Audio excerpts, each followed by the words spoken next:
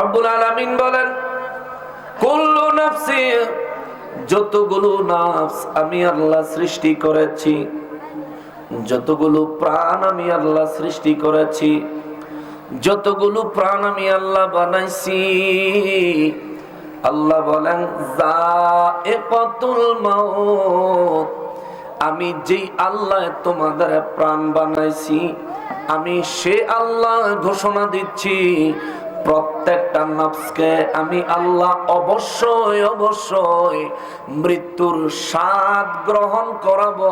জোরে বলেন সুবহানাল্লাহ। ঘোষণা দিলেন কে? আল্লাহ। জোরে বলেন কে? আল্লাহ। আমাদের প্রাণ আছে না নাই? আছে। আমাদের প্রাণ আসেনি? আছে। জোরে বলেন আসেনি? তাইলে আল্লাহর এই মেসেজ আমাদের জন্যও, এতে কোনো সন্দেহ আছে? জোরে বলেন আছে? প্রত্যেকটা প্রাণকে মৃত্যুবরণ করতে হবে ঘোষণা দিলেন কে? মৃত্যুর স্বাদ গ্রহণ করা লাগবে। আমার আল্লাহ ইচ্ছা করলে কুল্লু রূহিন বলতে পারতেন, আল্লাহ কুল্লু রূহিন বলেন নাই, আল্লাহ কুল্লু নাফসিন বলেছেন। নফস কারে কয়? বুজুর্গানে দ্বীন আউলিয়া কেরামের তাসাউফের ক্লাসে গেলে, ওলি আল্লাহদের সোহবতে গেলে, আল্লাহর ওলিদের কাছে বায়াত গ্রহণ করলে, আল্লাহর ওলিরা তার মুরিদানদেরকে সর্বপ্রথম নিজের দেহ সম্পর্কে একটা জ্ঞান দেয়।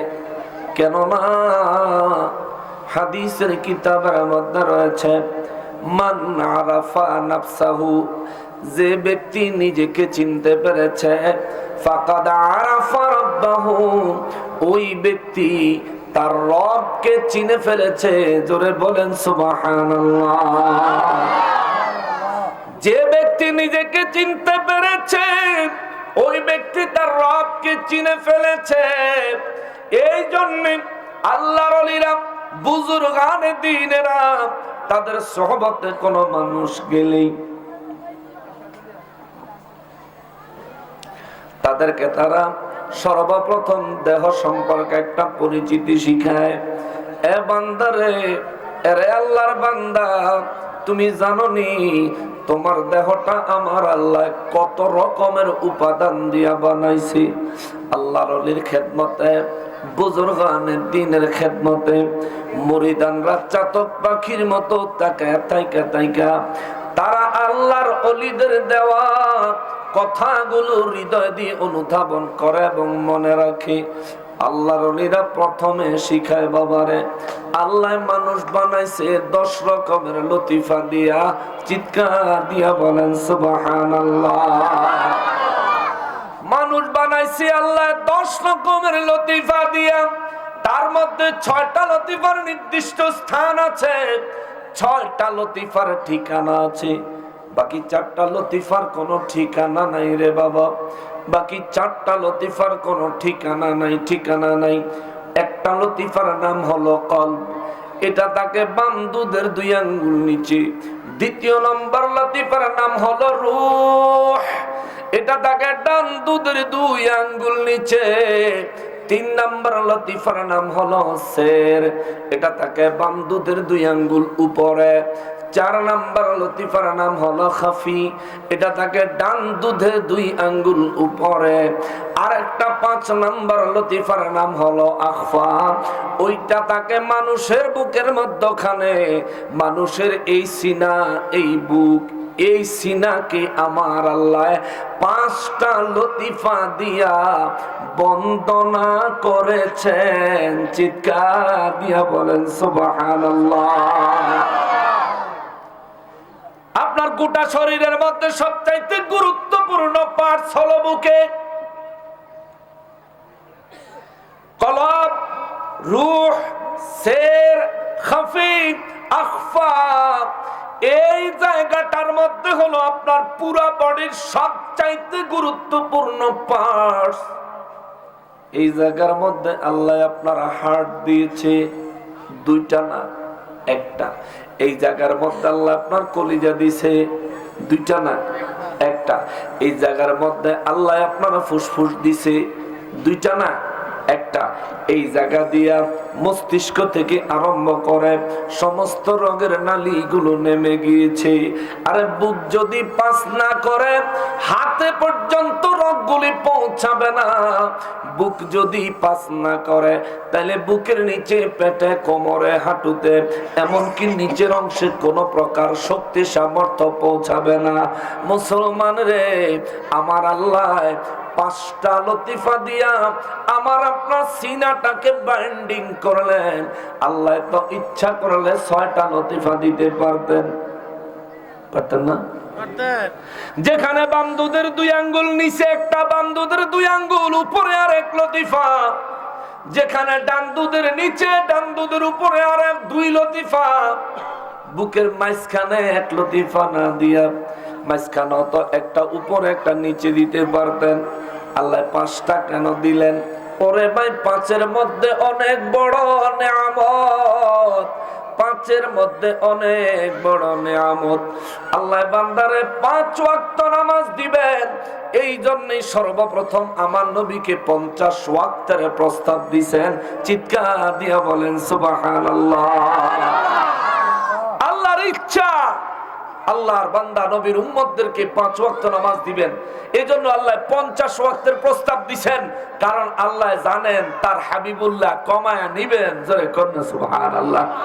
তার হাবিবের কম যেন থাকে, আল্লাহ যেন তার হাবিবের উম্মতকে অধিক পরিমাণে নেক আমলও দিতে পারে।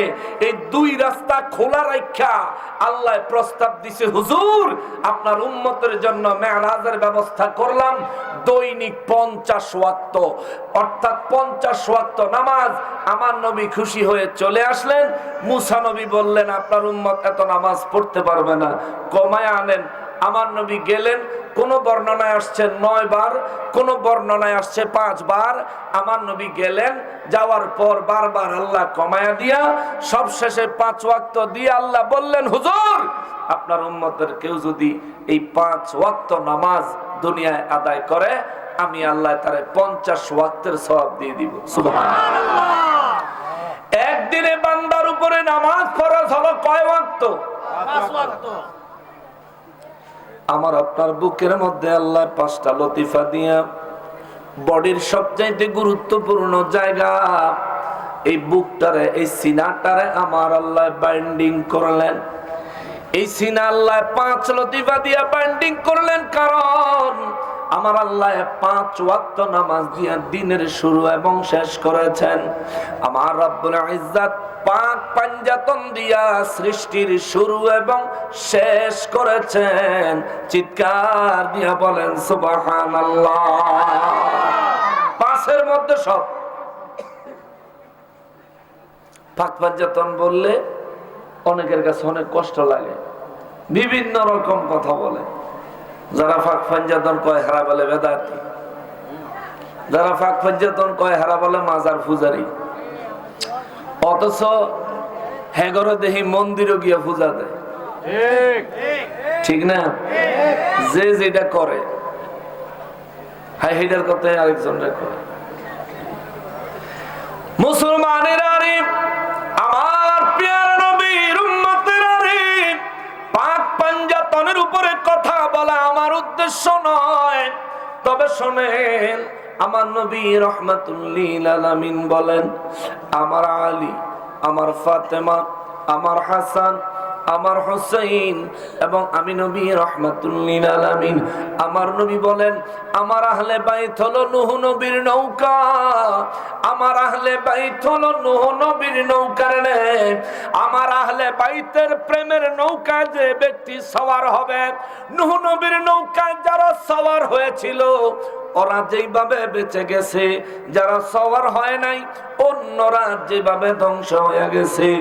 আমার নবী বলেন আমার আহলে বাইতের নৌকায়, আমার আহলে বাইতের প্রেমের নৌকায় যারা সওয়ার হবে তারা ঈমানের দিক থেকে মজবুত ঈমানওয়ালা হবে। আর আমার আহলে বাইতের প্রেমের নৌকা থেকে দূর হইয়া দিনের যত নামাজই পড়ুক না কেন, কপালে যত কালা দাগি হোক না কেন, নবী বলেন নূহ নবীর নৌকায় না উঠা মানুষদের মতো এই ব্যক্তি ধ্বংসপ্রাপ্ত। জোরে বলেন নাউযুবিল্লাহ। আমাদের দেশে আহলে বাইতের কথা শুনলে চেহারা কালো হয়ে যায় এমন মানুষ আছে না নাই? আছে। ভৈরবে নাই? আছে। আছে। চিন্তা। অথচ এই লোক ইয়াজিদের প্রশংসা করে, এই লোকের হুজুরে ইয়াজিদের প্রশংসা করে। এই লোকের সামনে আহলে বাইতের প্রশংসা করলে তার চেহারা গোমরা হয়ে যায়, আবার এই লোকের সামনে ইয়াজিদ জাহান্নামী বললে তার চেহারা গোমরা হয়ে যায়। ঠিক কিনা বলেন? অথচ তার উচিত ছিল ইয়াজিদ জাহান্নামী বললে খুশি হওয়া, আহলে বাইতের প্রশংসা করলে খুশি হওয়া। তাইলে বোঝা যাইতো সে নির্ভেজাল মুসলমান। যেহেতু ইয়াজিদকে জাহান্নামী বললে তার চেহারা গোমরা হয়ে যায়, আহলে বাইতের প্রশংসা করলে তার চেহারা মলিন হয়ে যায়, তাইলে বুঝেছি এই লোক হলো কারবালার ময়দানে ইয়াজিদের পক্ষে আহলে বাইতের বিরুদ্ধে যারা তরবারি ধরেছিল ওই সমস্ত মুসলমানদের অন্তর্ভুক্ত।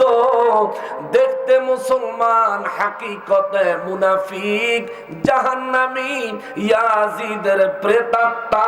কথা বলেন ঠিক কিনা? বেশি কড়া হয়ে গেল না? এরকমই কড়া হইল এমনই। ঈমানের বাজারে কোনো স্যাক্রিফাইস, কম্প্রোমাইজ চলে না। আপনি মুসাফির, নামাজে আপনার জন্য স্যাক্রিফাইস আছে। আপনি মুসাফির, রোজায় আপনার জন্য স্যাক্রিফাইস আছে। কিন্তু আপনি মুসাফির, আপনার জন্য ঈমানে কোনো স্যাক্রিফাইস নাই। আহলে বাইত রাসূল পাক পাঞ্জাতন, তারা আমলের বিষয় নয়, তারা ঈমানের বিষয়। ঈমানের বিষয়। যে ব্যক্তির অন্তরে পাক পাঞ্জাতন সম্পর্কে মহব্বত হবে, দুনিয়ার সমস্ত কিছু সমস্ত ব্যক্তির চাইতেও বেশি, নবী বলেন ওই ব্যক্তি হলো পূর্ণ মুমিন। আমি নবী ঘোষণা দিলাম, জোরে বলেন সুবহানাল্লাহ। এই ধরনের মানুষদের জন্য আমার নবী দোয়া করেছেন, আল্লাহ ও আল্লাহ আমি আমার হুসাইনকে ভালোবাসি গো আল্লাহ, আমার হুসাইনের যারা ভালোবাসবে রে মালিক, আমিও তাদেরকে ভালোবাসি রে আল্লাহ। তোমার দরবারে ফরিয়াদ জানাই রে আল্লাহ, যারা আমার আহলে বাইতকে ভালোবাসবে তুমিও তাদেরকে ভালোবাসিও। জোরে বলেন সুবহানাল্লাহ। নবীজির কোন দোয়া আল্লাহ কোনদিন ফিরাইয়া দিবেন না? আপনাদের জানা আছে? আমার নবীর কোন দোয়া আল্লাহ কোনদিন ফিরাইয়া দিবেন না? নবীজি 1450 বছর আগে একটা দোয়া করে গেছেন, যেই দোয়ার কার্যকারিতা চলবে কিয়ামত পর্যন্ত। আল্লাহ আমি আমার আহলে বাইতকে ভালোবাসি, বিশেষ করে আমার হাসান হুসাইনকে ভালোবাসি। আল্লাহ এদেরকে যারা ভালোবাসবে আপনি তাদেরকে ভালোবাসিয়েন। সুবহানাল্লাহ। আমার নবী দোয়া করছেন। এবার আপনি যদি পাক পাঞ্জাতনের মহব্বতকারী হন, আহলে বাইতের মহব্বতকারী হন, তাইলে আপনাকে ভালোবাসবে কে? আল্লাহ। জোরে বলেন কে? আল্লাহ। আমার নবীর দোয়ায় কথা বলেন ঠিক কিনা? আল্লাহ আমাদেরকে আহলে বাইতের মহব্বত দিয়ে, পাক পাঞ্জাতনের মহব্বত দিয়ে আমাদের ঈমানকে পরিপূর্ণ করে দেন। সবাই পড়ি আমিন। আমিন। মুসলমানেরা রে, আমার পেয়ারা নবীর উম্মতেরা রে, রব্বুল আলামিন বলেন কুল্লু নাফসিন যায়িকাতুল মাউত। আল্লাহু আকবার। রব্বুল আলামিন বলেন প্রত্যেকটা নফসকেই মৃত্যুর স্বাদ গ্রহণ করা লাগবে, প্রত্যেকটা নফসকেই মৌতের স্বাদ গ্রহণ করা লাগবে। তাইলে আমরা 5টা লতিফা পাইলাম, তলব, রূহ, সের, খাফি, আখফা। 6 নাম্বার হলো নফস, কপালে।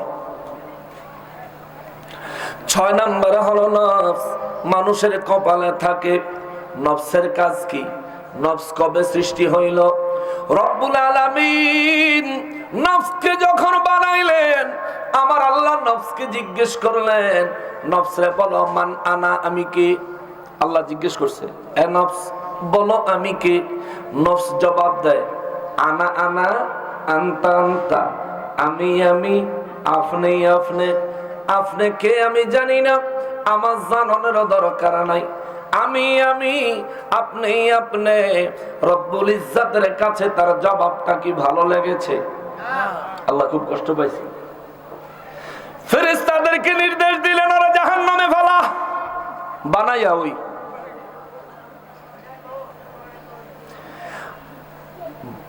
12,000 বছর জাহান্নামে ফলাইয়া জ্বালানো হইল।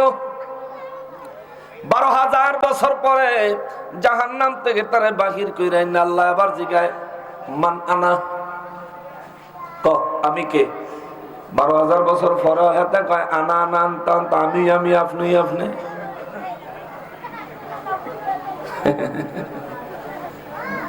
রব্বুল ইজ্জাত কয় আবার হালা, আবার তারা জাহান্নামের মধ্যে পালাইছে 12,000 বছর।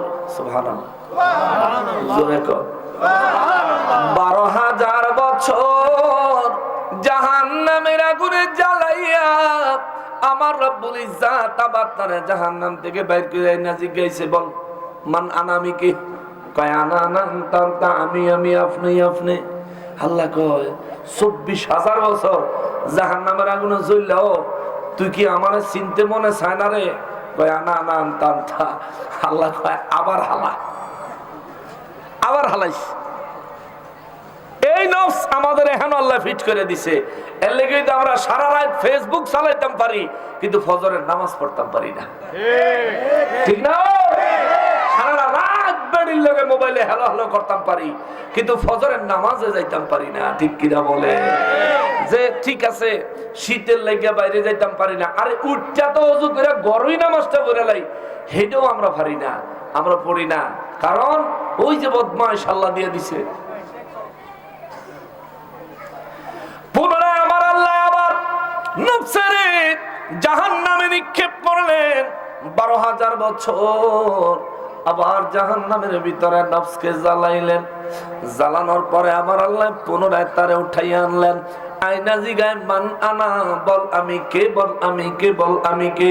নফস আবার কয় আনা আনা, আনতা আনতা। 36,000 বছর জাহান্নামের আগুনে জ্বালাইয়া আল্লাহ জিজ্ঞাসা করলেন, বলো কে আমি? তখন নফস স্বীকার করে না, আপনি আমার রব, আপনি আমার খালিক, আপনি আমার মালিক। রব স্বীকার করে না নফসে। আমার রব্বুল ইজ্জাত বলে, ফেরেশতারা রে, এইবার তারা জাহান্নামের আগুনে ফালাবি না, তারা শুধু একটা জায়গায় আটকাইয়া রাখ, এরে খাওন দিবি না। সুবহানাল্লাহ। 36,000 বছর জাহান্নামে জ্বালাইছে, কিন্তু খাওন দিছে। জাহান্নামের খাওন দাওন, কষ্টের খাওন দাওন যা আছে দিছে। আল্লাহ রাব্বুল ইজ্জাত বলেন, এইবার তারে জাহান্নামের এক জায়গায় বন্দি করে রাখবি, কোনো আযাব নাই, শুধু খালি খাওন বন্ধ। কি বন্ধ? খানা বন্ধ। ফেরেশতারা আমার রব্বুল ইজ্জাতের নির্দেশে নফসকে বেঁধে রাখলেন, নফস আটকায়া রইল। এবার তো একদিন গেল, নফসের খানা দেয় না। নফস কয়, ও আল্লাহ, তুমি আমারে জিজ্ঞাসা করো আমি কে, বারবার জিজ্ঞেস করো, তুমি আমার কাছ থেকে স্বীকৃতি নিতে চাও, তুমি আমার রব। যদি তুমি আমার রব হও, তাইলে তুমি আমারে খাওন দাও না কেন? আমার আল্লাহ কুদরত থেকে কোনো জবাব দেয় না। একদিন গেছে, খিদাটা হালকা বালা মতন লাগে আইছে। পরের দিন সকাল হইছে, নফসে ভাবছে আজকে খাওন দাওন কিছু দিব। সারা দিন গেছে, খিদাটা কি কমছে না বাড়ছে? পাগল হয়ে যাওয়ার জোগাড়। দ্বিতীয় দিন সারা দিন গেল, আমার আল্লাহ কোনো খাবার দাবার ব্যবস্থা করলেন না। রাত গেল, 3 নম্বর দিন, চতুর্থ, পঞ্চম, ষষ্ঠ, সপ্তম, অষ্টম, নবম, দশম দিন, অর্থাৎ 10 দিন পার হয়ে গেল। 10 দিন পরে আল্লাহ ফেরেশতাদেরকে বলে, ফেরেশতারা রে, ও ফেরেশতারা, ওই বন্দী কয়েদি নফসের খবর কি রে? ফেরেশতারা কয়, আল্লাহ খবর নিয়ে আইতাছি। যায়া দেখে নফসের অবস্থা যায় খিদার ছোড়ে, বেশি খিদা লাগলে দেখবেন সোজা কারণ জানা বেয়া হয়ে জায়গা, বইলে বইয়াই থাকে, উঠতে চায় না। আরেকজনের টাইম না উঠাইলেও ভাই দৌড়িস না, দৌড়িস। আল্লাহ জিজ্ঞেস করে, ফেরেশতারা রে, নফসের অবস্থা কি রে? ফেরেশতারা কয়, রব্বুল আলামিন একটু নরম হইছে। সুবহানাল্লাহ, সুবহানাল্লাহ। কি হইছে? নরম হইছে। আল্লাহ কাছে থাক, এমনই থাক। আবার শুরু হলো 11 নম্বর দিন, 12, 13, 14, 15, 16, 17, 18, 19, 20। এই 20তম দিন পর্যন্ত না খাইয়া নফস জাহান্নামের মধ্যে আমার আল্লাহ তারে আটক করে রাখলেন। ফেরেশতাদেরকে 20 দিন পরে ডাক দিছে, ফেরেশতারা কি খবর? ভাই আল্লাহ আর একটু নরম হইছে। আমার আল্লাহ কয়, এইভাবে চলতে থাক আরো 10 দিন, আবার 21, 22, 23, 24, 25, 26, 27 দিন। আল্লাহ জিজ্ঞেস করে, ফেরেশতারা খবর কি রে? আল্লাহ গো, ও আমার আল্লাহ, এইবার পুরাপুরি কাহিল গো আল্লাহ, মনে হয় এরপরে আর না খাওয়া রাখলে বাঁচত না। আল্লাহ কয়, দূর বেড়া, বাসন মরণ তো আমার হাতে। সুবহানাল্লাহ। আরে আমি যদি মরতে না দেই, মরবো কেমনে? থাক আরো। 28 নম্বর দিন গেল, 29 নম্বর দিন গেল, 30 নম্বর দিন পার হয়ে যায়। আসরের পরে মাগরিবের আগে দিয়া এই নফসে ডাক দিয়া কয়, আল্লাহ রে, তুই আমার আল্লাহ, তুই আমার খালিক, তুই আমার মালিক, তুই আমার সব, জলদি খাওন দে। আল্লাহ কয়, ফেরেশতারা রে, এ ফেরেশতারা, নফসের নরম হইল কত দিনে? কয় আল্লাহ 27 দিনে। ও ফেরেশতারা, আমাকে রব স্বীকার করলো কত দিনে? আল্লাহ গো 30 দিনে, 30 দিনে, 30 দিনে। আমার রব্বুল ইজ্জত বলেন, এই নফসের বানাইছি আদম সন্তানের মধ্যে, আমি আল্লাহ তারা স্থাপন করার জন্য, ফিট করার জন্য, ওই আদম সন্তানের আমি আল্লাহ বছরে 30 দিন রমজান মাস দিমুরে। 30 দিন যে ব্যক্তি রমজান মাসে রোজা রাখবে, পরবর্তী 11 মাস নফস তার কাবুর মধ্যে থাকবে। চিৎকার দিয়া বলেন আল্লাহু আকবার।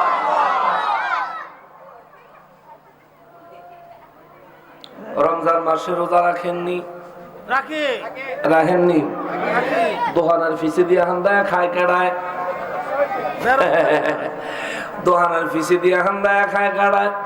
জনমের খাওয়া খাইয়া পেটটারে টিল টিল্লা কইরা, বাইরের দিকে মুখটারে গোমরা কইরা বাইরে।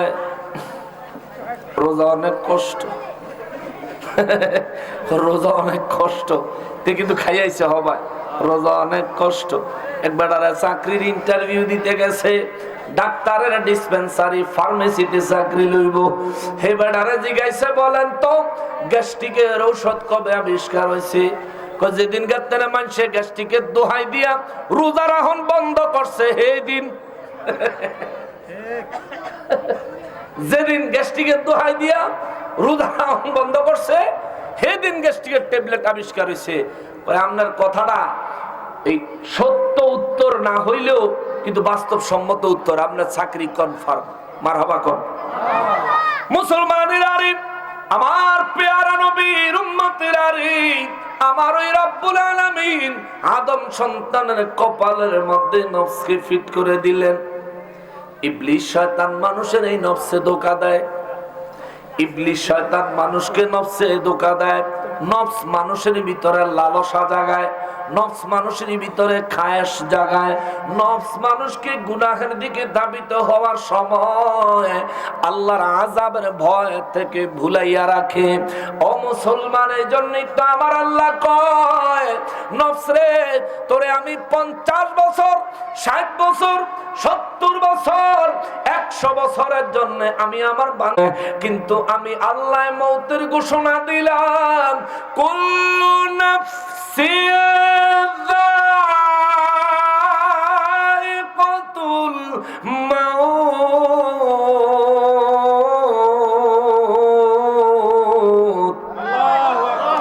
আল্লাহ কয়, কিন্তু আমি আল্লাহ ঘোষণা দিলাম প্রত্যেকটা নফসকে মৃত্যুর স্বাদ গ্রহণ করতে হবে। আমি আল্লাহ মৌতের কষ্টটা নফসকে দিব। সুবহানাল্লাহ। মৃত্যুর কষ্ট আসেনি? মৃত্যুর কষ্ট আসেনি? হায় হায় হায়, মৃত্যুর কষ্ট আছে। এই কষ্ট কি আমরা করণ লাগবো? না করলে সারত না? না মরলেই তো সারে। মরণ তো লাগবে। ও হে গেলাম বেজাল আছে, সেদিকে না গেলেই তো সারে। ও হ্যাঁ মারামারি হইতেছে, সেদিকে না গেলেই তো সারে। তো মরণ যখন তো কষ্ট, না মরলে সারত না? রাস্তা নাই। বনিয়া ভাই, আমার কঠিন থাবা থেকে কাহার রক্ষা নাই, ঠিক কিনা? হায় হায় হায়, কেউ বাঁচতে পারবেন না, কেউ না। মৃত্যুর যন্ত্রণা বড় কঠিন। আমার নবী রাহমাতুল লিল আলামিন বলেন, একটা জীবন্ত ছাগলের গায়ের থেকে, একটা জীবন্ত বকরির গায়ের থেকে তার চামড়াটা টাইনা টাইনা খুললে বকরিটা যত কষ্ট অনুভব করবে, একটা মৃত্যু পথযাত্রী ব্যক্তি মৃত্যুর যন্ত্রণায় তার চাইতে অনেক বেশি গুণ বেশি কষ্ট সহ্য করে। আল্লাহু আকবার। সাহাবায়ে কেরাম, আমার নূর নবী রাহমাতুল লিল আলামিনের নূরানি জবান মোবারকে যখন মওতের যন্ত্রণার কথা শুনলেন, সাহাবায়ে কেরামের মধ্যে কান্নার রোল পড়ে গেল। ওই সমস্ত সাহাবীরা মওতের ভয়ে কাঁদছেন যারা খোদ রাহমাতুল লিল আলামিনের হাতে ইসলাম কবুল করেছেন। ওই সমস্ত সাহাবীরা জমিনে গড়াগড়ি দিয়া মওতের ভয়ে কাঁদছেন। যে সমস্ত সাহাবীরা খোদ নবীজির পিছনে ইক্তেদা করে নামাজ আদায় করেছে, ওই সমস্ত সাহাবীরা মওতের ভয়ে জমিনে গড়াগড়ি দিয়া কাঁদছেন। যে সমস্ত সাহাবীদেরকে আমার নবী বলেছেন আসহাবী কান্নুজুম, আমার সাহাবীরা আসমানের তারকার ন্যায়, ওই সমস্ত সাহাবীরা জমিনে গড়াগড়ি দিয়া মওতের ভয়ে কাঁদছে, যাদের ব্যাপারে আল্লাহ কোরআনে বলে দিয়েছেন রাদিয়াল্লাহু আনহু, রাদিয়াল্লাহু আনহু ওয়া রাদু আন। আমি আল্লাহ ওদের উপর সন্তুষ্ট,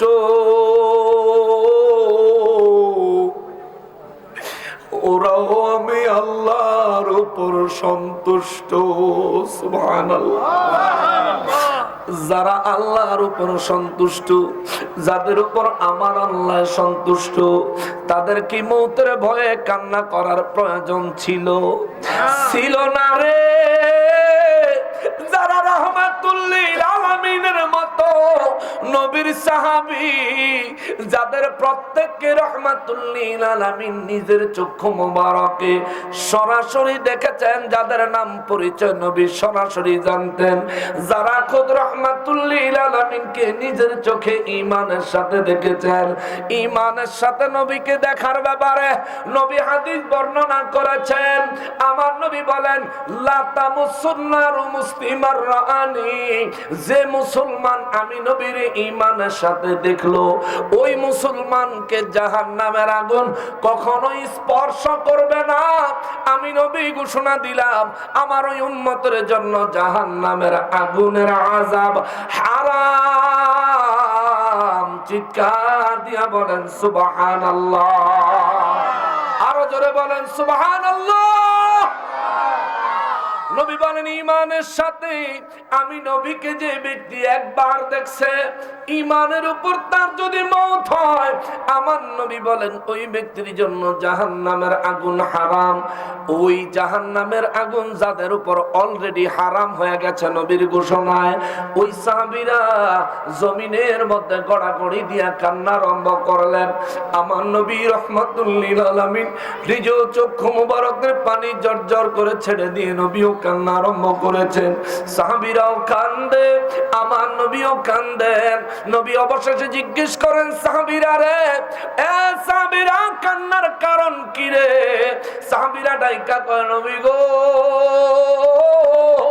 ও দয়াল নবীজি, বেয়াদবি নিয়েন না গো নবী, আমরা একটু জানতে চাই আপনি নবী কানলেন কেন, আপনার কান্নার কারণ কি? আমার নবী আরো কান্নার স্পিরিট বাড়ায় দিয়া কয়, আমি আমার গুনাহগার উম্মতদের মায়ায় কান্দি, যারা জীবনের আমলনামা খারাপ করার কারণে মৌতের সময় মৃত্যু যন্ত্রণায় পাকড়াও হয়ে যাবে।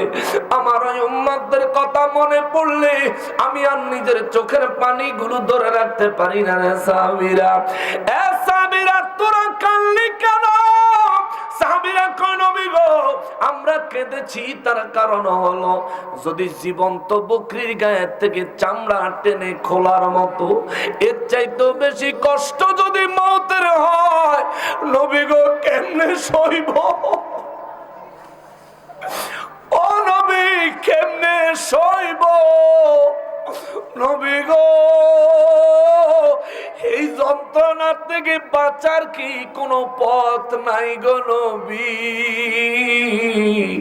দয়া কইরা যদি জানায়া দিতেন।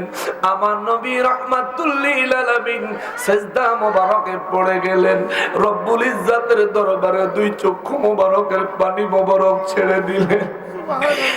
মালিক রে, ওরে আমার মালিক,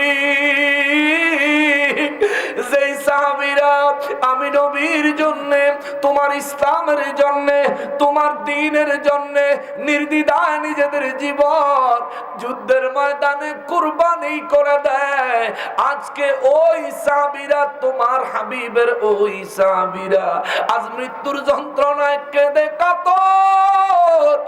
আল্লাহ যারা আমারে দেখলো, দেখাও যারা মৃত্যুর যন্ত্রণায় এত চিন্তিত, এত কান্না আরম্ভ করেছে, আল্লাহ যারা আমারে দেখে না, ও আল্লাহ, যারা আমারে দেখে নাই, যারা আমারে দেখতো না, যারা আমার হাজার হাজার বছর পরে দুনিয়ায় আইব, যারা আলেমদের মুখে শুনে শুনে আমি নবীর মহব্বতে চোখের পানি ছাড়বো, আল্লাহ গো, আমার ওই উম্মত গুলার মৃত্যুর যন্ত্রণা যদি এত কঠিন হয় রে আল্লাহ,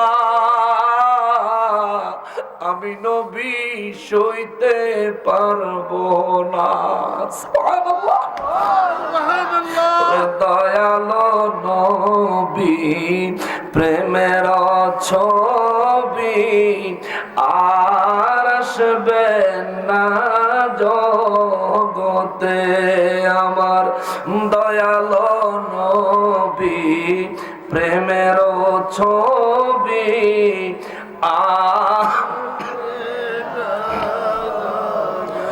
নবী উম্মতের কান্ডারি, ওরে সত্যের দিশারি, শাফাত করিবেন নবী হাসরে।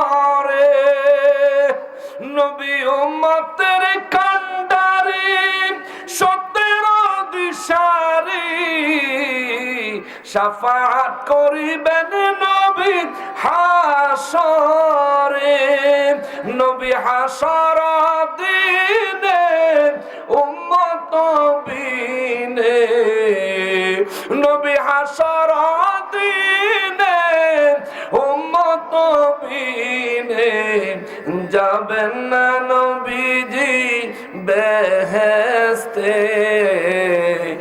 আর আসবেন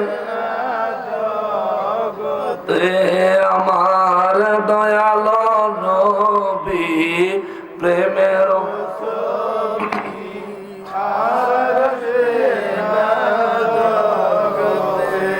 নবী 63 সালে জিন্দেগি ওরে কাঁদছেন বলে উম্মতি,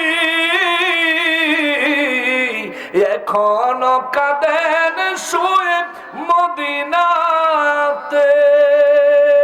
নবী উম্মতের লাগিয়া পাগল হইয়া, নবী উম্মতের লাগিয়া পাগল হইয়া কান্দেন নবী দিন রাতে,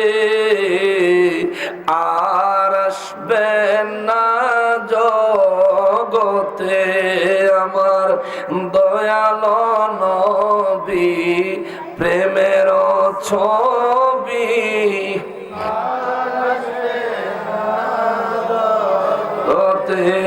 আমার দয়াল নবী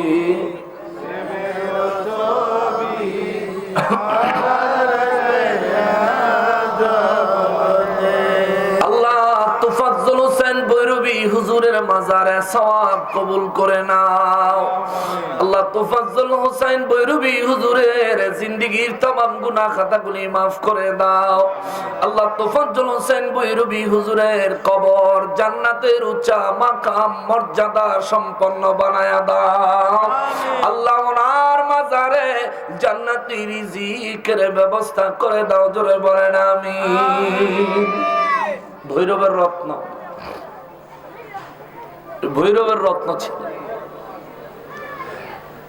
মুসলমানেরা রে, আমার প্যারা নবীর উম্মতেরা রে, আমার নূর নবী রাহমাতুল লিল আলামিন সিজদা মোবারক লাগায়া উম্মতের মায়ায় রব্বুল ইজ্জতের কাছে যখন ফরিয়াদ জানালেন, সিজদা মোবারক থেকে মাথা মোবারক তুলে আমার নবী হাস্যোজ্জ্বল মুখে সাহাবীদেরকে বললেন, সাহাবীরা রে, চিন্তার কিছু নাই রে, আমার রব্বুল ইজ্জাত আমার সঙ্গে ওয়াদা দিয়েছেন, আমার উম্মতের মধ্যে যারা মুমিন হবে, আমার উম্মতের মধ্যে যারা আল্লাহর সন্তুষ্টি লাভ করবে, আমার উম্মতের মধ্যে যারা আমি নবীর অত্যধিক প্রিয় উম্মত হতে পারবে, এ সাহাবীরা, আমার ওই উম্মতদের জন্য আমার আল্লাহ একটা ঘোষণা দিয়েছেন।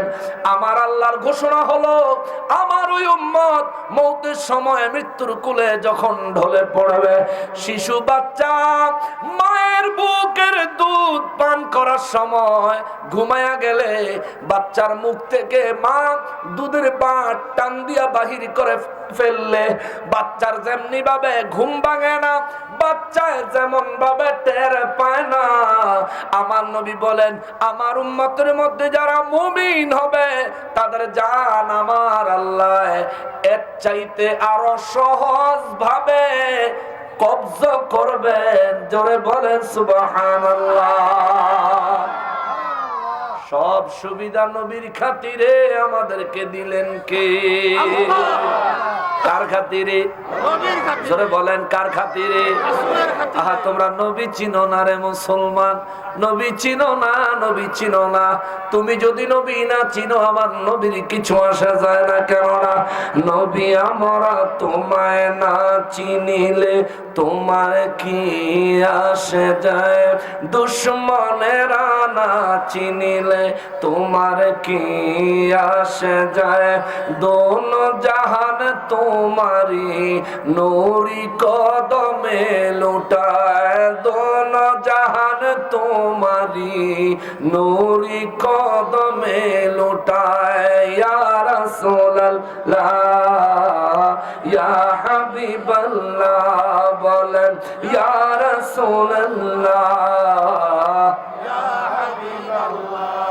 নবী বন জঙ্গল আর বাঘ হরিণ তোমার নামে প্রতিদিন দিন দুরুদ পড়ে সীমাহীন, পড়ে সাল্লে আলা, জুড়ায় মনের জালা। চাওয়ার মতো যে চেয়েছে, পাওয়ার মতো সে পেয়েছে। সুবহানাল্লাহ। ওয়াইস করণী রাদিয়াল্লাহ চাওয়ার মতো চাইছে, নবীর জুব্বা মোবারক হাদিয়া পেয়েছে। সুবহানাল্লাহ। মা খাদিজাতুল কুবরা রাদিয়াল্লাহ চাওয়ার মতো চাইছে, জিন্দেগীর সমস্ত সম্পদ নবীর কদমে কুরবান করে দিয়েছে। মৌতের সময় নবীর জুব্বা মোবারক কাফন হয়েছে, কবরে সুয়ালের জবাব দেওয়ার জন্য দু জাহানের বাদশা মাথার কাছে দাঁড়িয়েছিলেন। সুবহানাল্লাহ। দেখায় আপনার মজেজা, ভাগ্যবতী হইলেন খাদিজা, সপিয়া দিল তাহার জীবন আর যৌবন। মাল দৌলত যাহা ছিল কদমে সব সপিয়া দিল, আপনারে বানাইলো আপন। আল্লাহর নবী, নূরের নবী গো, আপনি জীবনের জীবন। আল্লাহর নবী, নূরের নবী গো, আপনি নবী আমার দেখিয়া হযরত বিল্লাল প্রেমেতে হইয়া মাতাল, সহিল উমাইয়ার জালাতন। রহমাতাল লিল আলামিন, আপনি উম্মতের জামিন। রহমাতাল লিল আলামিন, আপনি উম্মতের জামিন। গুনাহগার উম্মতের আপনজন। আল্লাহর নবী, নূরের নবী গো, আপনি নবী আমার জীবনের জীবন। আল্লাহর নবী, আপনি নবী আমার যে দেখিল একবার স্বপনে, ভুলে না এই জীবনে, আপনারে বানায় গো আপন। যে দেখিল একবার স্বপনে, ভুলে না এই জীবনে, আপনারে বানায় গো আপন।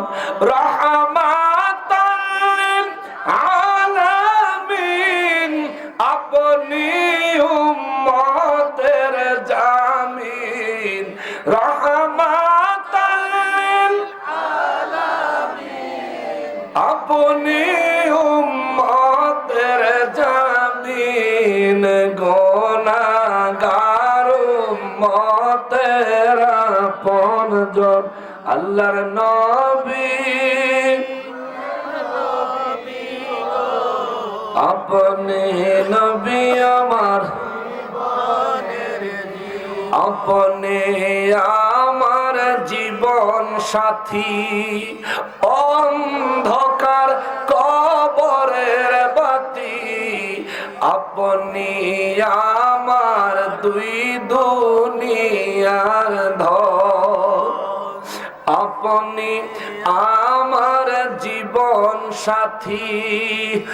অন্ধকার কবরের বাতি, আপনি আমার দুই দুনিয়ার ধন। রহমাতাল লিল আলামিন, আপনি উম্মতের জামিন। রহমাতাল লিল আলামিন, আপনি উম্মতের জামিন, গুনাহগার উম্মতের আপনজন। আল্লাহর নবী, নূরের নবী গো, আপনি নবী আমার জীবনের জীবন। আল্লাহর নবী, নূরের নবী গো, আপনি জীবনের। আল্লাহ কবুল করেন পড়ে আমিন। আল্লাহ আমার নবীজির দিদার আমাদেরকে নসিব করেন পড়ে আমিন। নবী বন জঙ্গল আর বাগাহরিণ, তোমার নামে প্রতিদিন দুরুদ পড়ে সীমাহীন, পড়ে সল্লে আলা, জুড়ায় মনের জালা। চাওয়ার মতো যে চেয়েছে, পাওয়ার মতো সে পেয়েছে। চাওয়ার মতো যে চেয়েছে, পাওয়ার মতো সে পেয়েছে। এমন পাওয়া পেয়েছে সে, যেই পাওয়ার নাই উপমা। ইয়া রাসূলুল্লাহ, ইয়া হাবিবাল্লাহ, বলো ইয়া রাসূলুল্লাহ। নবী আমি তোমায় না চিনিলে তোমার কি আসে যায়, দুশ্মনেরা না চিনিলে তোমার কি আসে যায়।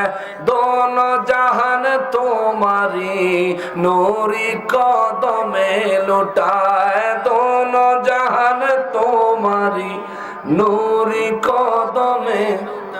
ইয়া রাসূলুল্লাহ, আপনি ছিলেন জমিনে আর চন্দ্র ছিল আসমানে। মক্কারি কাফিরগণে নবুয়ত প্রমাণে করে আপনায় আবেদন, চন্দ্র করতে দ্বিখণ্ডন। দেখে আপনার তর্জনী চাঁদ হয়ে যায় কুরবানি। সুবহানাল্লাহ। নবী যারা ছিল না, তার লগে আমাদের কোনো সম্পর্ক। বেড়া মৌতের সময় যে নবীর দিদার পাইল, সাচ্চা পাক্কা ঈমান নিয়ে তার মৃত্যুবরণ করলো। মৌতে যার নবীকে নসিব হলো না, শয়তানের ওয়াসওয়াসায় ঈমান হারা হয়ে কবর যাওয়ার সম্ভাবনা আছে। কবরে যে ব্যক্তি নবী চিনলো, তার জন্য কবরে জান্নাতি নিয়ামত অপেক্ষা করছে। আর কবরে যে ব্যক্তি নবী ছিল না, তার উপর আযাব আরম্ভ হয়ে যাবে, চলতেই থাকবে কিয়ামত পর্যন্ত। জোরে কন্যা নাউযুবিল্লাহ। এই নবী নিয়েই তো যত ঝগড়া, যত সমস্যা নবী নিয়ে। আরে নবী নিয়ে, আমার নবীকে নিয়ে সমস্যা তো ছিল মুসলমানদের সাথে ইহুদি আর খ্রিস্টানের, ঠিক কিনা বলেন? মুসলমানদের কি আমার নবীকে নিয়ে কোনো সমস্যা ছিল? ইহুদি আর খ্রিস্টানের সমস্যা ছিল। ইহুদিরা চিন্তা করছে, তারা যদি আমরা আখেরি নবী মানি তাহলে মুসা নবী বাদ হইয়া যায়। খ্রিস্টানরা চিন্তা করছে, আমরা যদি তারা আখেরি নবী মানি তাহলে ঈসা নবী বাদ হইয়া যায়। এই জন্য খ্রিস্টানরা এই ঈসা নবীকে নবী মানি না, আমার নবীকে নবী মানতে চায় না। তো মুসলমানদের সাথে আমার নবীকে নিয়ে যদি দ্বন্দ্ব থাকে, তাইলে ছিল ইহুদি আর খ্রিস্টানের। কিন্তু এক আজব দেশ, সোনার বাংলাদেশে এক আজব সমস্যা আমাদের মাঝে এসে দাঁড়াইছে। দেখি মুসলমান 5 ওয়াক্ত নামাজেও মসজিদে পায়, কিন্তু এই বেটার মুখে রাসূলের গুণগান তো দূরের কথা, শুধু রসুলকে ছোট করা যায় কেমনে, এই সিপা সাপার বক্তব্য দেয়। কথা কোন ঠিক কিনা? কিরে ভাই, তোমার যদি আমার নবীকে নিয়ে এত সমস্যা হয়, তাহলে খোলাখুলি বললে ফেলাও না, বলে আমি মুসলমান না আমি ইহুদি। কইয়া ফেলাও তুই তো সারে নাকি, তুই তো নির্বেজাল হইয়া জায়গা। আমরা আমার নবীর মহব্বতে আমার নবীকে দাঁড়াই আমরা একটু সালাম পেশ করি, এটা আমাদের মহব্বতের বিষয়। তুমি এটার ভিত্তিতে না ফতুয়া দাও, এ আহাম্মক কোন হানে ফতুয়া দেওন যাইব, কোন হানে ফতুয়া দেওন যাইতো না, এই নলেজটাও তুই বেটার নাই। কই যেতাম, তোর কোন বিপদে পড়ছে? মোহাব্বতের ক্ষেত্রে কোনো ফতোয়া চলবে না। মিলাদে কিয়াম এটা তাকওয়ার বিষয়, এটা ফতোয়ার বিষয় না। আমরা আমার নবীকে দাঁড়ায় সালাম দেই, এটা মহব্বতের জন্য। কোন মহব্বত? ওয়াইস করণী রাদিয়াল্লাহু তাআলা আনহু যেই মহব্বত করে 32টা দাঁত ভাঙছে, সুবহানাল্লাহ। ওই মহব্বত, ওই ধরনের মহব্বতের জন্য আমরা নবীর শানে দাঁড়ায়া নবীকে সালাম পেশ করি। এবারটা আমি শান্তি পাই। তোদের মুরব্বী হাজী ইমদাদুল্লাহ মক্কি রহমতুল্লাহ আলাইহি, উনিও শান্তি পাইতেন নবীর মিলাদে কিয়াম করে। আমরাও শান্তি পাই, কিন্তু তোমরা ওনাদের সিলসিলার হইয়া তোমরা কেন শান্তি পাও না? ব্যাপারটা আমাদের একটু জানার আছে। আরে পীর যেমন, তার মুরিদও তো তেমন হবে। পীর যে যাতে শান্তি পায়, মুরিদও তো তাতে শান্তি পাবে। যদি পীর যাতে শান্তি পায়, মুরিদ যাতে শান্তি না পায়, বুঝতে হবে এটা মুরিদ ঠিক, পীরের না, শয়তানের।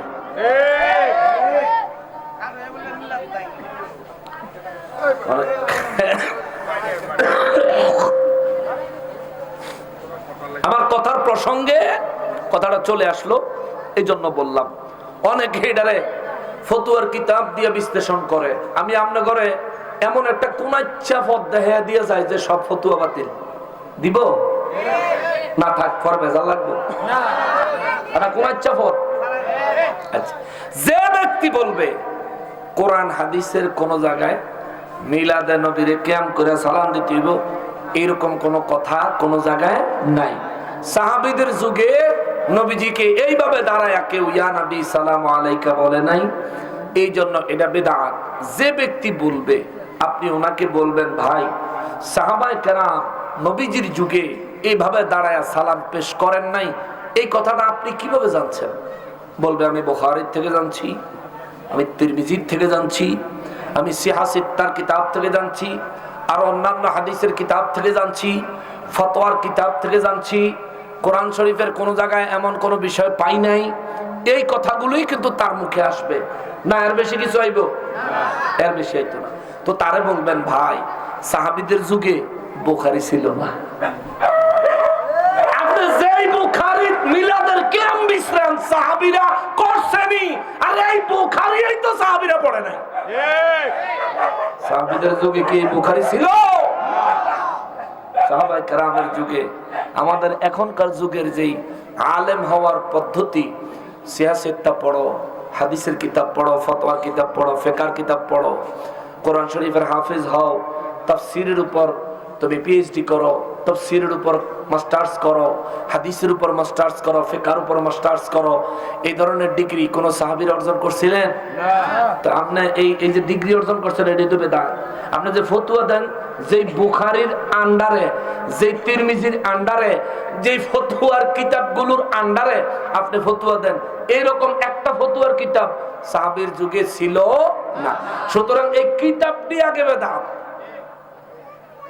এক নাম্বার বিদআত হইল এই কিতাবগুলো। তবে এগুলো বিদআতে হাসানা, বিদআতে ওয়াজিবা। এই কথা যখন কইবেন এগুলো বেদাত, তখন কইব না না বেদাতের ভিতরে প্রকার আছে তো, সিফায় পয়রা স্বীকার করব বেদাতের ভিতরে প্রকার আছে তো। জিগাইলেবেন ভাই প্রকার কয়টা? কত? দুইটা। কি কি? বেদাতে হাসানা, বেদাতে সাইয়্যা।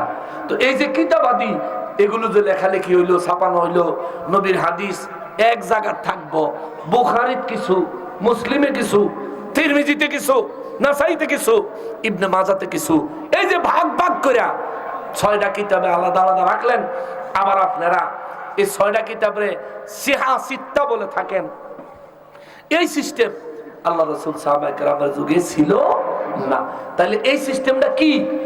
বেদাতে হাসানা বলবেন এই কিতাবগুলো যেই রকম বেদাতে হাসানা, আমার নবীর শানে আমরা দাঁড়াইয়া মিলাদে কিয়াম করি, এটা ওই রকম বেদাতে হাসানা।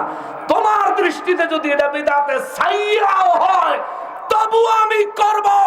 ওয়াইস করণী রাদিয়াল্লাহু জানতেন ইচ্ছা কইরা একটা দাঁত ভাঙলে কবিরা গুনাহ হয়, তবুও 32টা দাঁত নবী নিজের জুব্বা হাদিয়া দিছে। আরে কবিরা গুনাহ নবীর মহব্বতের কাছে টিকে না, বেদাত তো বহুত দূরের কথা, ঠিক কিনা বলেন? কবিরা গুনাহই তো টিকে না নবীর মহব্বতের ক্ষেত্রে। তুমি লয়েছো বেদাত ফাজিল, সারা জীবন মানুষের বাইত খরাত করে হন তুমি বেদাত কও। কোন সাহাবী মানুষের বাইত খরাত করছে বলো? রাগ করতেছেন? রাগ হইলেও কথা ইডই, পছন্দ হইলেও কথা ইডই, পছন্দ না হইলেও কথা এইডই। মাথার বন্দুক ঠেলেও কথা ইডই বেরিব মুখ দিয়ে। মুসলমানেরা রে, আমার পেয়ারা নবীর উম্মতেরা রে, দীর্ঘ সময় আপনাদের খেদমতে কথা বলছি রে বাবা। রব্বুল আলামিন সূরা আলে ইমরানের 185 নম্বর আয়াতে কারিমায় আমার আল্লাহ বলেন, কুল্লু নাফসিন যায়িকাতুল মাউত, প্রত্যেকটা নফসকে মৃত্যুর স্বাদ গ্রহণ করা লাগবে। প্রত্যেকটা নফসকে মৃত্যুর স্বাদ গ্রহণ করা লাগবে। এই জায়গায় আপনারা যারা উপস্থিত আছেন, এমন একজন ব্যক্তিও নাই যিনি মরবেন না। এই জায়গায় যারা আছেন, এমন একজন ব্যক্তিও নাই যে ব্যক্তি মৃত্যুবরণ করবেন না, মৌত থেকে পালায়া বাঁচতে পারবেন এমন কোন পথ নাই। মুসলমান এই দুনিয়ার মধ্যে আমার নবীকে মানে না এমন বহু মানুষ পাওয়া যায় রে। খুদ রব্বুল আলামিনকে মানে না এমন বহু মানুষ দুনিয়ায় পাওয়া যায়। আমার রব্বুল আলামিনকে রব হিসাবে একেবারেই স্বীকার করে না এমন বহু নাস্তিক এই জমিনের মধ্যে পাওয়া যায়। আছে আছে আছে ও বাবা, আছে রে। কিন্তু এই দুনিয়ার কাফের বলেন, মুশরিক বলেন, নাস্তিক বলেন, মুনাফিক বলেন, মুসলমান বলেন, ও মুসলমান, এই পৃথিবীতে এমন একজন মানুষ খুঁজে পাবেন না যে ব্যক্তি মৃত্যু স্বীকার করে না। কথা বলেন ঠিক কিনা? আল্লাহ স্বীকার করে না বহু মানুষ আছে, কিন্তু মৌত স্বীকার করে না এমন কোন মানুষ আছে নাকি? কেউ যদি মৌত স্বীকার নাও করে, সে কি আজীবন কিয়ামত পর্যন্ত বেঁচে থাকতে পারবে? কিয়ামত পর্যন্ত বাঁচলেও এরপরে তো মরণ লাগবে। এরপরে মরণ আছে নি? আছে। মৃত্যুর পরে মানুষকে কবরে নিয়ে যায়। আপনি জানেননি আপনার কবর কোন জায়গায় হবে? না। এই কাশেম সাহেব, যদি ঠান্ডা হয়ে গেছে কি গরম করে আনছেন আজকে পানি?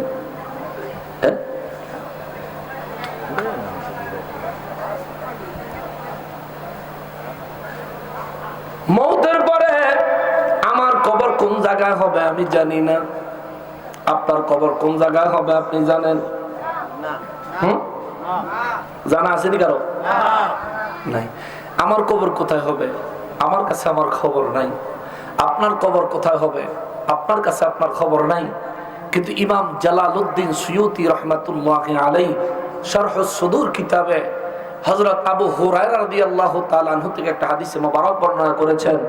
আমার নবী বলেন, উম্মত রে, তুমি জানো না তুমি মারা গেলে তোমার কবর কোথায় হবে, কিন্তু এই জমিন জানে তুমি মারা গেলে তোমাকে কোন জায়গায় দাফন করা হবে। জোরে করনা সুবহানাল্লাহ। যে জমিনের উপরে বাহাদুরি মাস্তানি করে বেড়ায়, যে জমিনের উপরে নিজেদের শৌর্য বীর্য দেখা বেড়ায়, সেই জমিন জানে আমি বললে কোন জায়গায় আমার কবর হবে। নবী আমার রাহমাতুল লিল আলামিন বলেন, শুনো, এই জমিন জানে তুমি মারা গেলে কোন জায়গায় তোমার কবর হবে। এই কারণে জমিনে তুমি মারা গেলে তোমার কবরের জায়গা, আমি মারা গেলে আমার কবরের জায়গা, আপনি মারা গেলে আপনার কবরের জায়গার সাইজ কত? কয়া? 3.5 হাতে। তাও কিন্তু ওনার জন্য আমার হাতে 3.5 হাত না, ওনার হাতে ওনার জন্য 3.5 হাত। আমার হাতে আমার জন্য 3.5 হাত, আপনার হাতে আপনার জন্য 3.5 হাত। হ্যাঁ মুসলমান, আমার নবী রাহমাতুল লিল আলামিন বলেন, তোমাকে যে জায়গায় দাফন করা হবে ওই জায়গার কবর জানে, ওই জায়গার মাটি জানে তোমাকে দাফন করতে হবে। নবী বলেন ওই 3.5 হাত মাটির ঘরটা দৈনিক তোমারে 5 বার ডাকে। সুবহানাল্লাহ। কয়বার ডাকে? আপনি আশায় আছেন 20 বছর পরে এটা করবো, 30 বছর পরে ওইটা করবো, 10 বছর পরে এটা করবো, আগামী বছর এটা করবো। আপনি আশায় আছেন, কিন্তু দিনে 5 বার কবর আপনারা ডাকতেছে, আপনার খবর আয় হায়। দিনের মধ্যে 5 বার কবর আপনাকে ডাকছে, অথচ আপনার খবর নাই। নবী রাহমাতুল লিল আলামিন বলেন, সর্বপ্রথম কবর নাম ধরে আমার উম্মতেরা ডাকে, বাইরে ডাকে, হে আলামিন হোসেন মুজাহিদি, আমি তোমার শেষ বাসস্থান। সুবহানাল্লাহ। হাসরের ময়দান পর্যন্ত আমার ভিতরেই তোমাকে থাকতে হবে। কবরটাই কবরে আলামিন হোসেন মুজাহিদি, আমি বড় অন্ধকার ঘর, আমার ভিতরে আসার আগে একটু আলোর ব্যবস্থা করে আসিও। সুবহানাল্লাহ সুবহানাল্লাহ সুবহানাল্লাহ। আবার কবর দ্বিতীয়বার ডাক দিয়া বড় আলামিন রে, এরে আলামিন, আমি বড় আযাবের ঘর, আমার ভিতরে আসার আগে আযাব থেকে মুক্তি পাওয়ার ব্যবস্থা নিয়ে আইসু। 3 নম্বরে কবরে ডাক দিয়া কয়, এরে আলামিন, অথবা আমার নাম ধরে বলবে রে হাসানুর রহমান হুসাইন, আমি এমন একটা ঘর, আমার ঘরে কোনো বিছানা নাই রে, আমার ঘরে কোনো বালিশ নাই রে, বিছানা পত্রের ব্যবস্থা নেই, আমার ভিতরে আসি। 4 নম্বরে ডাক দিয়া বলে, আমি এমন একটা ঘর, আমার ভিতরে পোশাক আশাকের কোনো ব্যবস্থা নাই রে, নিজের জন্য পোশাকের ব্যবস্থা লইয়া আমার ভিতরে আইসু। 5 নম্বরে কবর ডাইকা বলে, আমি এমন একটা ঘর, আমার ভিতরে কোনো খাওয়া দাওয়ার ব্যবস্থা নাই রে, তোমার খাবারের ব্যবস্থা, তোমার রিজিকের ব্যবস্থা লইয়া তুমি নিজে ব্যবস্থা করে আসিও, নয়তোবা আমার ভিতরে আসলে শুধু বিপদ আর বিপদ, বিপদ আর বিপদ। জোরে বলেন আল্লাহু আকবার। এই ডাক আজকের দিনে আমারে 5 বার ডাককে ফেলাইছে, আপনারাও 5 বার ডাকছে। আমার যুবক ভাই যারা আছেন, আপনাকেও, শুধু আপনার নাম না তো, আপনার বাপের নাম সুইদা ধরে অমুক ইবনে অমুক, আপনার বাপের নাম সহ ধরে আপনার কবর আপনার দিনে কয়বার ডাকে? কিসের এত দুনিয়া, কিসের এত বাহাদুরি, কিসের জন্য দুনিয়ার পিছনে এরকম পাগল হয়ে গেছে? কোন কারণে নবীর কলিজায় আপনি সপ্তাহে 2-3 বার খুর লাগান? কোন স্বার্থের জন্য, কিসের জন্য? মর যাবেন তো মিয়া, মরবেন ওই, মরবেন ওই। আপনার ছেলে বলে, আশিকি হুজুর কয়, আমার ছেলে বলে আব্বু তোমার চুল পেকেছে, মেয়ে বলে আব্বু তোমার চুল পেকেছে, আমি বলি আমার মরার চিঠি এসেছে। ঠিক কিনা? যখন তোমার সাল্লাহ রেখে কালি কুলি দিয়া কালা করে থিয়া দেয়।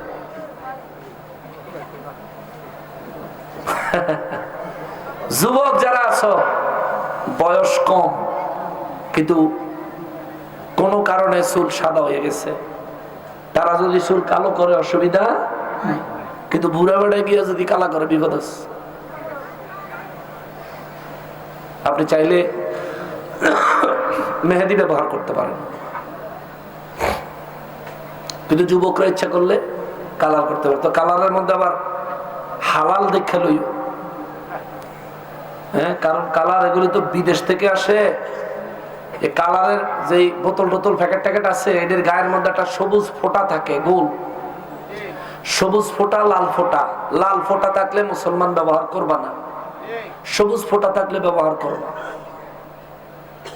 এই চিপস যে খায়, এই তো এই দোকানের থেকে একটা চিপস লইলেও দেখা যাইব চিপসের পিছনে ফোঁটা আছে, লাল ফোঁটা, সবুজ ফোঁটা।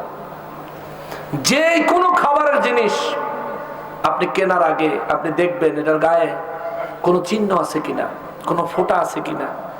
যদি লাল ফোঁটা থাকে এটা খাবেন না। এই যে পোলাপাইনে পেপসি টেপসি খায়, আমাদের দেশে পেপসিতে আছে কিনা জানি না, কিন্তু সৌদি আরবে দেখছি মেরিন্ডা, পেপসি এগুলোতে, এগুলোর উল্টা পিঠে একবার তলার মধ্যে এই পার্মানেন্ট মার্কার দিয়ে একটা ফোঁটা দিয়ে দেয়, লাল ফোঁটা, সবুজ ফোঁটা দিয়ে দেয়। আমি এবার যখন হজে গেলাম,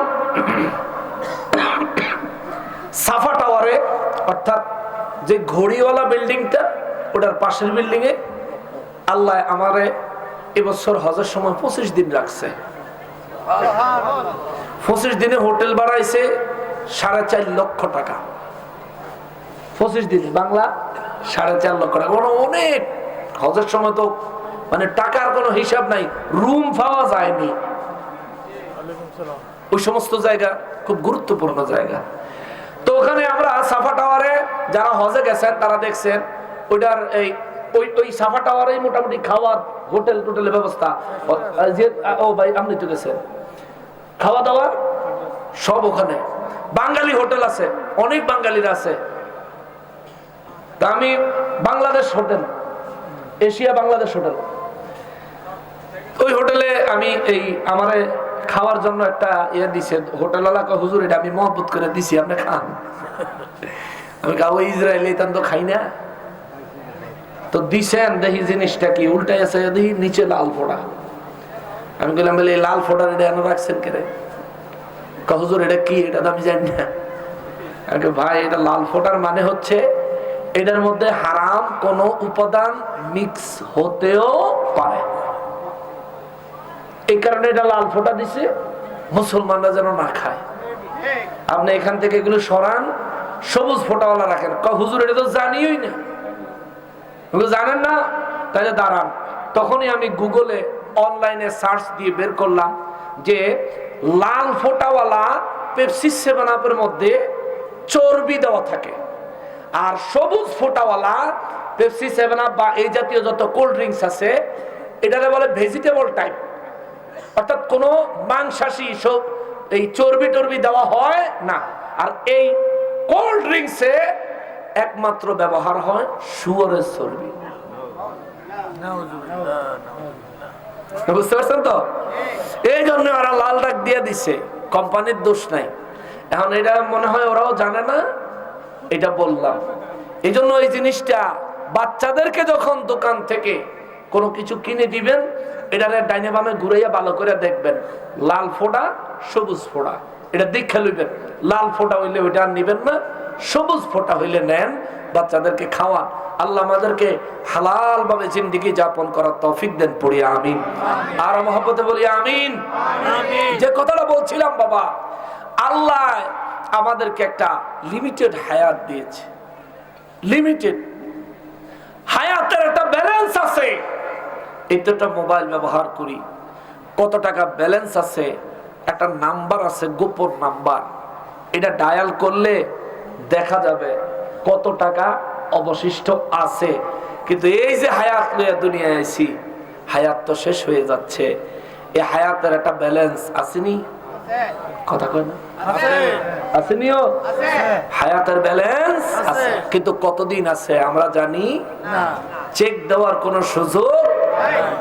হায় হায়, যে কোনো মুহূর্তে এই ব্যালেন্স খতম হয়ে যেতে পারে, কিন্তু আমাদের কোনো খবর নাই। হায় রে মুসলমান, এ মুসলমান, আপনি যদি হারামের উপর শাহেনশাহী জিন্দেগি করেন, মরতেই হবে। মরলে ইমানের হিসাব, হাসরে গেলেই আমলের হিসাব। সুবহানাল্লাহ। মরলে কবরে ঢুকা মাত্র ইমানের হিসাব, আর রোজ হাসরের ময়দানে হবে আমলের হিসাব। এখন যদি আপনার নিঃশ্বাস বন্ধ হয়ে যায়, আল্লাহর কসম একটা তওবা করার আর সুযোগ পাবেন না। জীবনে কত গুনাহ করছেন, আপনার চাইতে বেশি দুনিয়াতে কেউ জানে না যে আপনি কি পরিমাণ গুনাহ করছেন। সবচেয়ে ভালো জানেন আপনি কত পরিমাণ গুনাহ আপনি জীবনে করছেন, কি পরিমাণ নেক আমল আপনি জীবনে করছেন।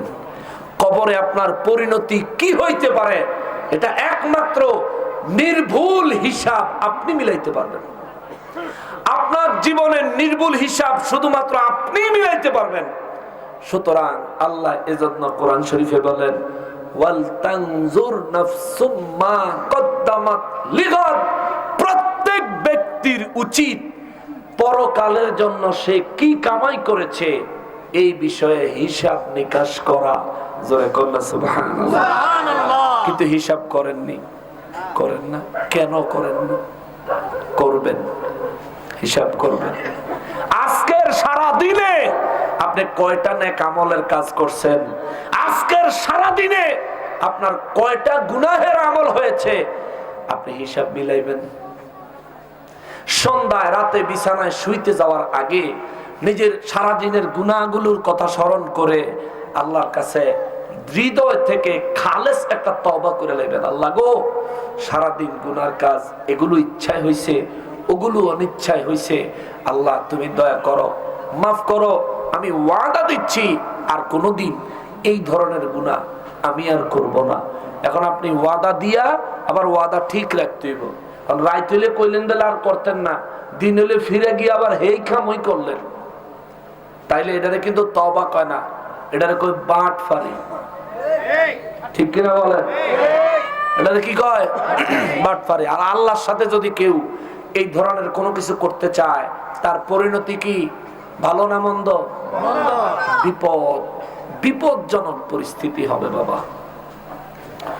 মুসলমানের আরে, আমার পেয়ারা নবীর উম্মতের আরে, আমার রব্বুল আলামিন সূরা আলে ইমরানের 185 নম্বর আয়াতে কারিমায় আল্লাহ আরো বলেন, ওয়া ইন্নামা তুওয়াফাউনা উজুরাকুম ইয়াওমাল কিয়ামাহ।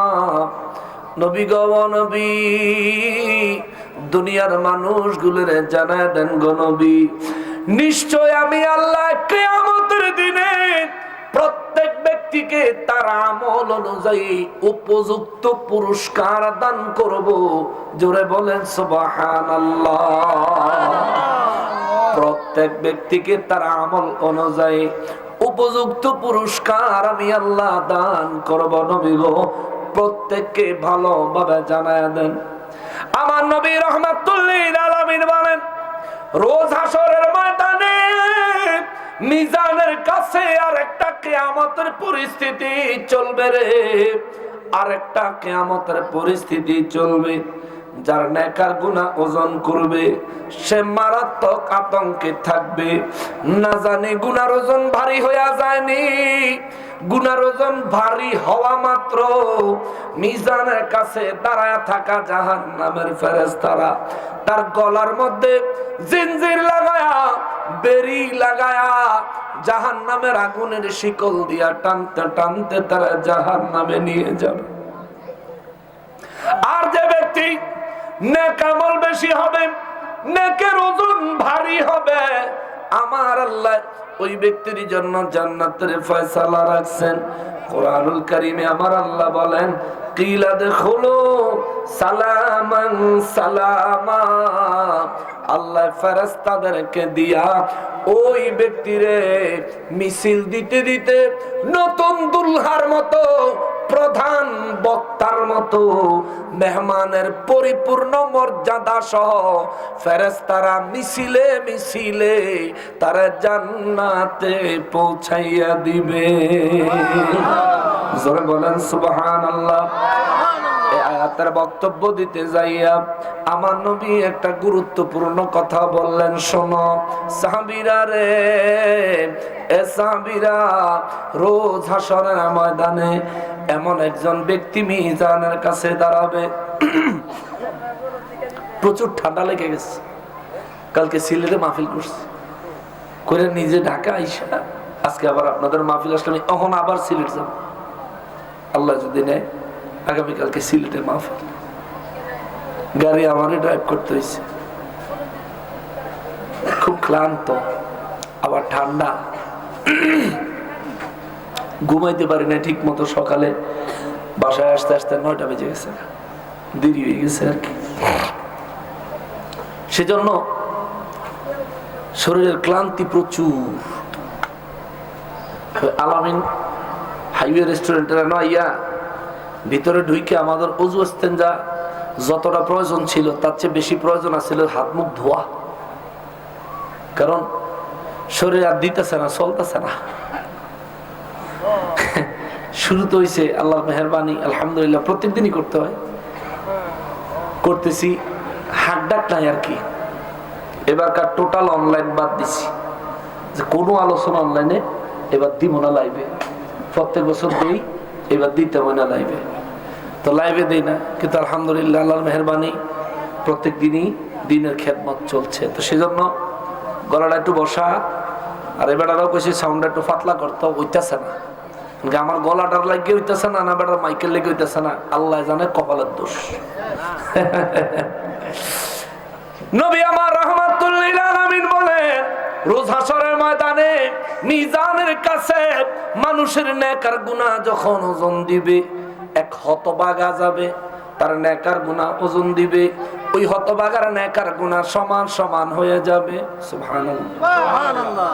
হাসরের ময়দানে আল্লাহ মানুষের আমল গণ্যা গণ্যা হিসাব করব না ওজন দিব?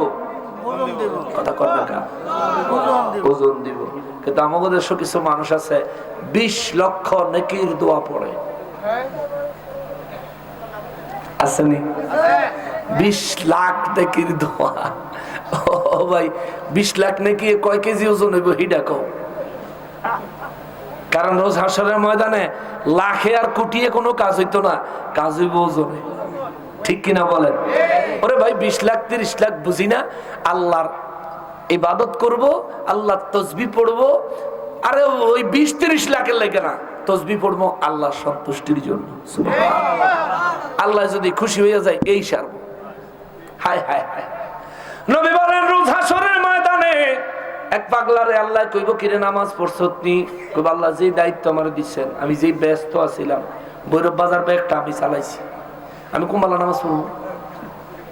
আল্লাহ কইব, হার বেটা তোরে বাজার চালাইতে নামাজ পড়তে মানা করছে কেরা? মানা তো কেউ করে নাই, কিন্তু ব্যস্ততার জন্য পারি নাই আর কি। রোজা গ্যাস্ট্রিক আছিল, গ্যাস্ট্রিক। আল্লাহ কইব, তো রোজা কি একটা ওরা হস নাই? রাখছি তো, ওই যে দুপুর হইলে খাইছি, তো অর্ধেক অর্ধেক করে হিসাব করলে আমার তো ইফতারিও করছি, তো মাসে হিসাবে 15টা হয় আর কি। আপনি যদি ধরেন, আল্লাহ কব, ফাজিল, জোর পর্যন্ত কি রোজা? অন্যান্য হজ যাকাতের কথা জিজ্ঞেস করলে তার আমল নামা ফাঁকা দেখা যাইব। হ্যাঁ বেড়া, যা তুই জাহান্নামে যা, কিচ্ছু করস নাই, আবার ফাইজিমা কথাবার্তা কইতেছ, যাও জাহান্নামে যাও। বলার সঙ্গে সঙ্গে এই বেচারা দৌড় দিব জাহান্নামের দিকে। ফেরেশতারা কইবে, আল্লাহ তে মনে হয় বুঝে নাই। সুবহানাল্লাহ। তে যদি বুঝতো আপনি জাহান্নামে যাইতে কইছেন, তাহলে তে এরম দৌড় দিত না। আল্লাহ তে মনে বুঝছে আপনি বেহেশতের কথা কইছেন, আল্লাহ কারে না বুঝছে? ফেরেশতারা কয়, আল্লাহ একবার কি ডাইকা জিগান যায় না? সুবহানাল্লাহ কোন।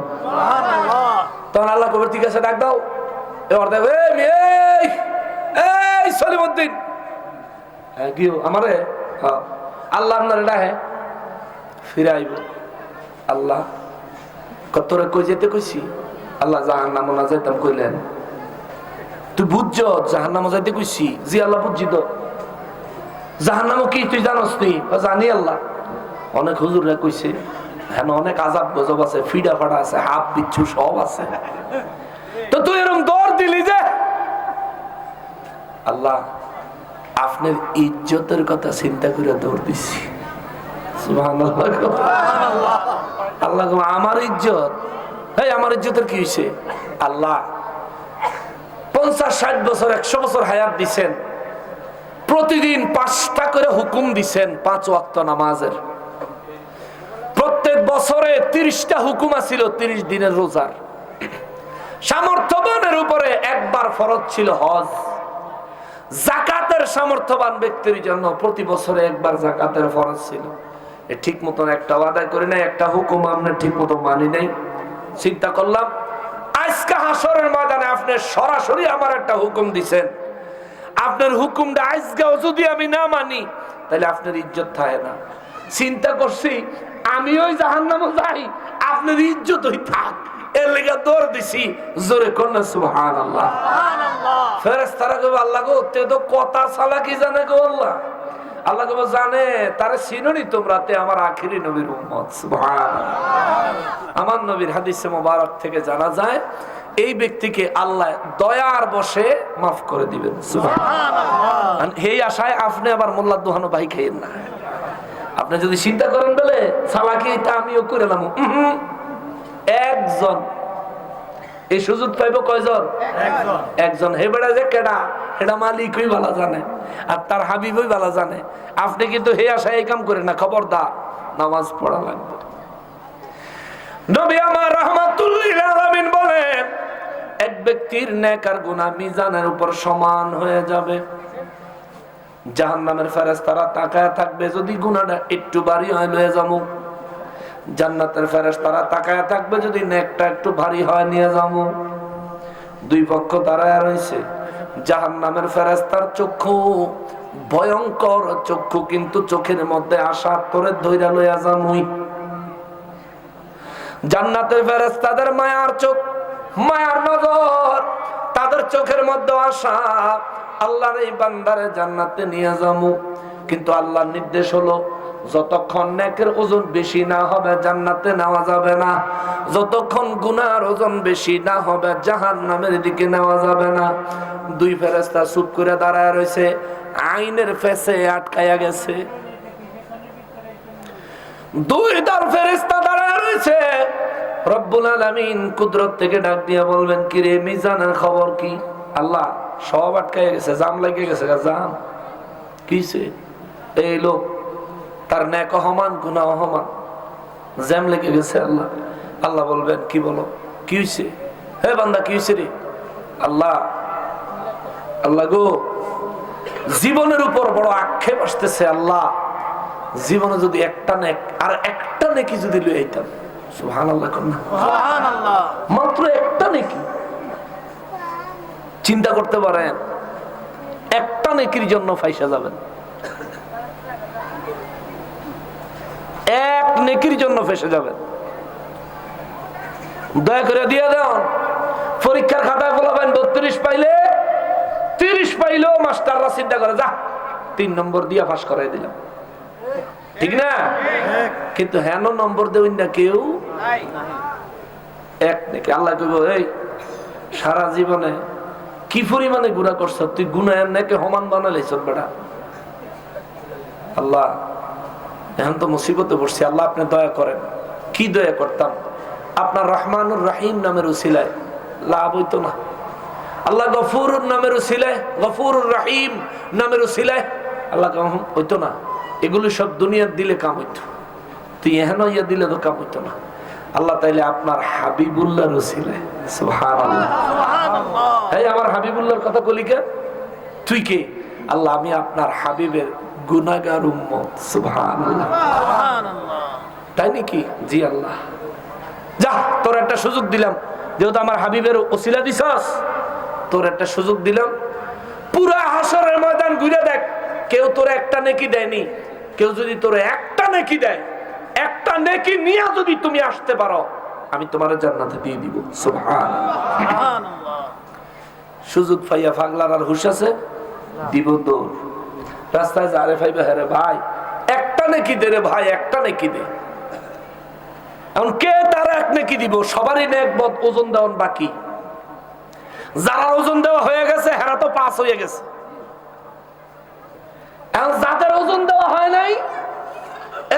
গিয়া কবে একটা নাকি দে দরবার আমার কি অবস্থা হবে কি জানে।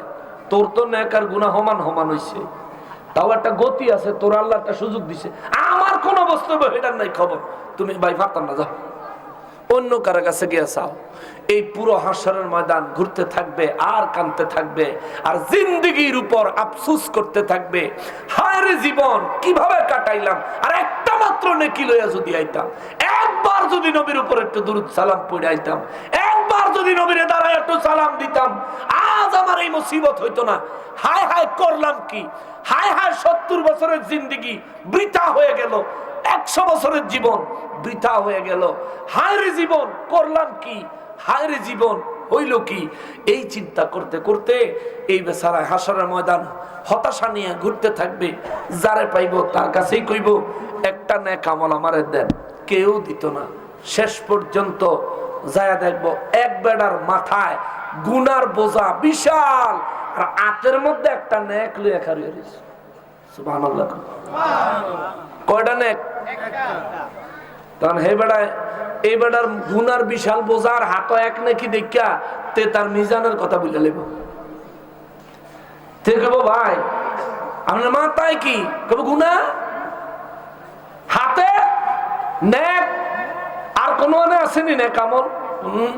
আর কোন নাই। তার হাত কয়টা নেক আমল? কয় একটা। সারা জীবনে সারা জীবনে একটা নেক আমলই করছি, আজকা হাসরের ময়দান আইয়া দেখি একটা নেক হইছে সারা জীবন। চিন্তা করেন কত বড় দুর্ভাগ্য ওই বেড়া। হিসেবে অনেক দেখি যে একটা মাত্র নেক আমল, অনেক কিরমু এটা কি আর মাথাত লমো, এটা হাত লইছি, গুনাডি মাথাত লইছি। তখন হ্যাঁ মনে উঠবো এ ভাই ভাই আমি তো একটা নেক ওই বিশ্রাইতেছি। কোন জাগো কাছে অনেক আছে, হেরাই দেয় নাই, যার কাছে আসই একটা, হ্যাঁ কি দিব?